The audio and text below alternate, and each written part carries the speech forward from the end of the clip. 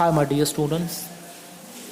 In this session of CC and SP, where we were discussing the electronic means of the communications, and until now we have seen the e-auction, e-filing, e-banking, e-stamping, etc. are some of the tools where the electronic technology is used for the communication. Today we are going to see one illustration of e-communication. ई-कम्युनिकेशन को कैसे किया जाता है electronic method से, उसका एक example हम यहाँ पर देखने वाले हैं।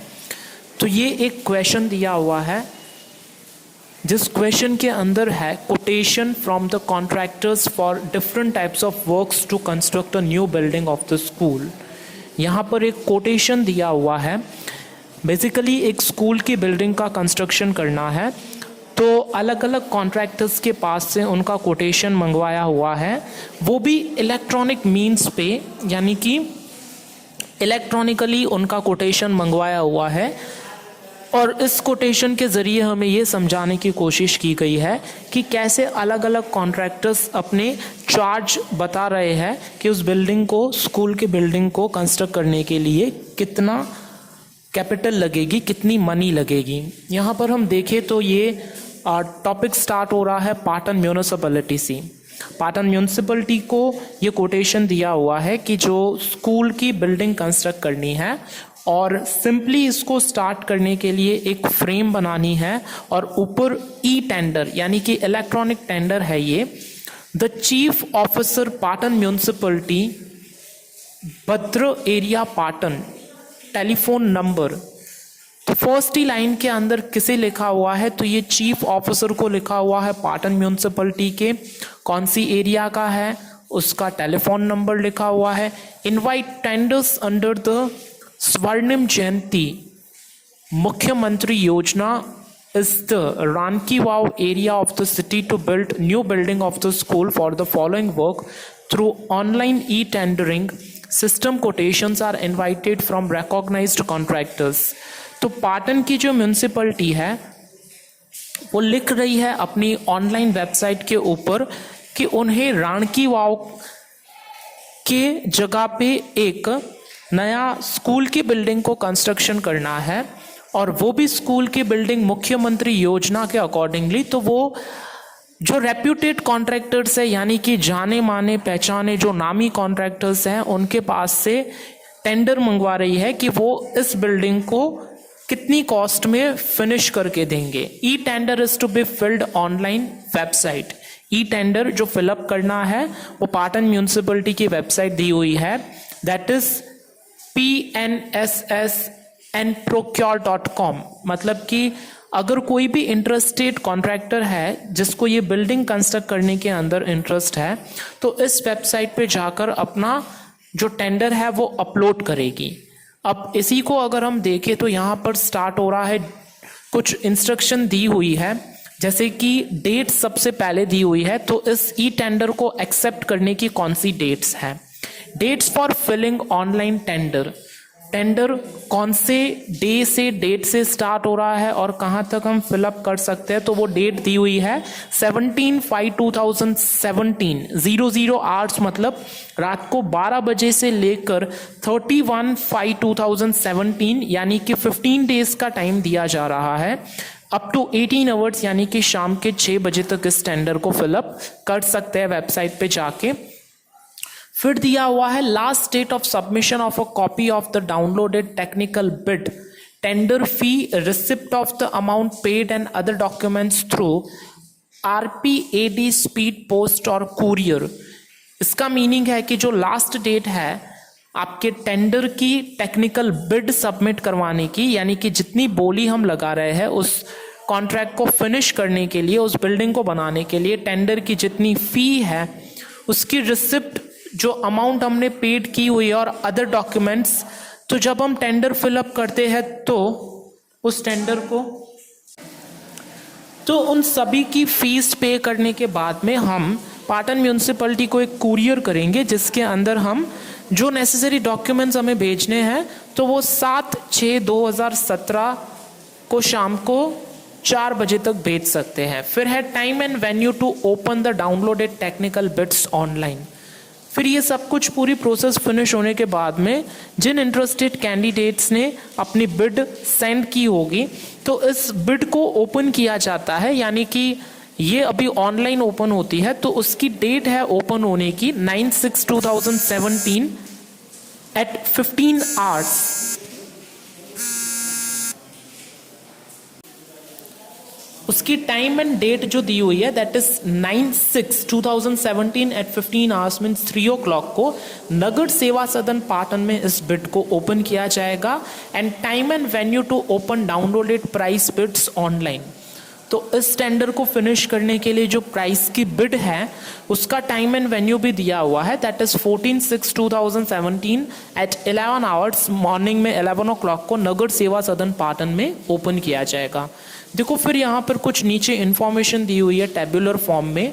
तो उस टेबुलर फॉर्म की इंफॉर्मेशन में पाटन नगर पालिका ने ये बताया हुआ है कि कितनी प्राइस एंड एक्सेट्रा लगने वाली है और उन्हें कितनी कॉस्ट में इस बिल्डिंग को कंस्ट्रक्ट करवाना है। तो सबसे फर्स्ट दिया हुआ है नेचर ऑफ वर्क, यानी कि construction of 12 rooms of the school, यानी कि पाटन म्यूनिसिपैलिटी को जो स्कूल बनवानी है कॉन्ट्रैक्ट पे, तो उसके अंदर 12 रूम्स का कंस्ट्रक्शन होना चाहिए। और सेकंड थर्ड वन जो कॉलम दिया हुआ है वो है एस्टिमेटेड अमाउंट टेंडर फी और अर्नेस्ट मनी, यानी कि एस्टिमेटेड अमाउंट पाटन की जो म्यूनिसिपैलिटी है इसके पीछे खर्चा करेगी वो होगा 56.78 लाख रुपीस का, जिसकी टेंडर फी है 2400 रुपीज और अर्नेस्ट फी है 56,780 की। Contractors and the time limit, यानी कि जो कॉन्ट्रैक्टर इस बिल्डिंग को कंस्ट्रक्ट करेगा तो उसकी टाइम लिमिट कितनी फिक्स की गई है, दैट इज 6 months, यानी कि इस 6 months की ड्यूरेशन में उन्हें ये सब कुछ फिनिश करके देना है, यानी कि कंस्ट्रक्ट करके देना है। नंबर सेकंड दिया हुआ है paint work for 12 rooms of the school. अब सेकंड टेंडर जो दिया जा रहा है वो पेंटिंग का है, तो paint work for 12 rooms of the school, तो जिस पेंट के पीछे खर्चा लगेगा 6.78 लाख रुपीस एस्टिमेटेड है, जिसकी टेंडर फी है 1400 रुपीज और जिसको अर्नेस्ट यानी कि इसके पीछे थोड़ा बहुत खर्चा करने के लिए 6,780 रुपीज लगेंगे। और इसकी कॉन्ट्रैक्ट की लिमिट होगी 1 to 2 months, यानी कि 1 या 2 महीने के अंदर अंदर ये पूरा हो जाना चाहिए काम। फिर थर्ड कॉन्ट्रैक्ट जो दे रही है, टेंडर दे रही है, वो है 400 बेंचेस का अपने 12 क्लासरूम्स के लिए और बाकी अलग रूम्स के लिए। तो वो उसकी कॉस्ट उन्होंने निकाली है 26.75 लाख रुपीस, जिसकी टेंडर फी है 1900 रुपीस और जिसकी अर्नेस्ट मनी है 26,750 रुपीस। और जिस वर्क को फिनिश करने के लिए 3 महीने का यानी कि 3 months का टाइम लगेगा। नंबर 4 है paver work in open land. Paver work का मतलब होता है जो पेवर ब्लॉक्स होते हैं जो ओपन कंपाउंड में लगाए जाते हैं, तो उसके पीछे कितना खर्चा करेगी, तो उसकी अमाउंट दी हुई है 16.98 लाख रुपीस, उसकी टेंडर फी है 1500 रुपीज और उसकी अर्नेस्ट मनी होगी 16,918 रुपीज 80 रुपीज। इस पूरे को फिनिश करने के लिए जो टाइम पीरियड दिया हुआ है वो है 15 days का। अब पूरी तरह से बहुत अच्छी तरह से समझाया हुआ है कि पाटन म्यूनिसिपैलिटी जो स्कूल कॉन्ट्रैक्ट के ऊपर कंस्ट्रक्ट करवाना चाहती है उन एक एक चीज़ के पीछे कितना खर्चा करेगी वो बहुत ही अच्छी तरह से समझाया हुआ है। नाउ नेक्स्ट वन, इसकी कुछ इंस्ट्रक्शंस दी हुई है तो यहाँ पे 1 by 1 हम डिस्कस करेंगे। It is the amount of the tender for above mention work shall be paid by demand draft. जो इंटरेस्टेड कॉन्ट्रैक्टर को ये काम दिया जाएगा और जो कंस्ट्रक्शन करेगा और जो ये सब कुछ काम करेगा तो उसको डिमांड ड्राफ्ट के थ्रू इसकी पेमेंट होगी। Next one is earnest money. Earnest money का मतलब क्या हुआ, तो amount for the above mentioned EMD shall be deposited in a nationalised bank through bank FDR। जो अर्नेस्ट मनी पे की जाएगी वो डिमांड ड्राफ्ट से नहीं बट बैंक अकाउंट से ट्रांसफर की जाएगी, मनी को ट्रांसफर किया जाएगा। Number 3 is municipality reserves the right to change the time, place and date to open technical bid और प्राइस और बिड। ये म्यूनिसिपैलिटी के पास में अथॉरिटी है कि अगर उनको किसी भी तरह का चेंज करना है बिड को ओपन करने का, डेट का या वेन्यू का या टाइम का एक्सेट्रा, तो पूरा अधिकार है उनके पास ये सब कुछ चेंज करने का। Municipality reserves the right to reject और कैंसिल एनी और all tenders without giving any cause. Municipality के पास में ये पूरी अथॉरिटी है कि किसी भी तरह के कॉन्ट्रैक्टर को उसका काम करने से रोक सकती है या कोई भी काम को एक्सेप्ट या रिजेक्ट करना लास्ट अथॉरिटी म्यूनिसिपैलिटी के पास में है। Number 5 is the agency has to bear the expensive of putting up boards and photographs 3 sets before work begins and after work is completed. तो जब काम शुरू होता है उसके पहले जो साइट होती है जहां पे कंस्ट्रक्शन का काम करना है उसके 3 फोटोग्राफ्स और कंस्ट्रक्शन हो जाने के बाद में पूरी बिल्डिंग्स के 3 फोटोग्राफ्स की कॉपी जो करने का खर्चा होगा वो पार्टी का ही खर्चा होगा और पहले और बाद में ये सबमिट करवाना पड़ेगा म्यूनिसिपैलिटी को। फिर लास्ट वन दिया हुआ है the third party inspection of the entire work of the above mention tender will be carried out by the agency recognized by the collector of the pardon। अब एक बार अगर काम पूरा हो जाता है तो थर्ड पार्टी वो होती है जो कि एक बार काम फिनिश करने के बाद में उस पूरे काम की चेकिंग करती है, यानी कि वो बिल्डिंग को जो बनाया हुआ है वो कितनी स्ट्रांग है, कौन सा मटेरियल यूज़ किया हुआ है, टेंडर में जिस तरह से बताया हुआ था, स्पेसिफाई किया हुआ था, वो पूरी तरह से ध्यान रखा गया है या नहीं रखा गया है उन बातों का।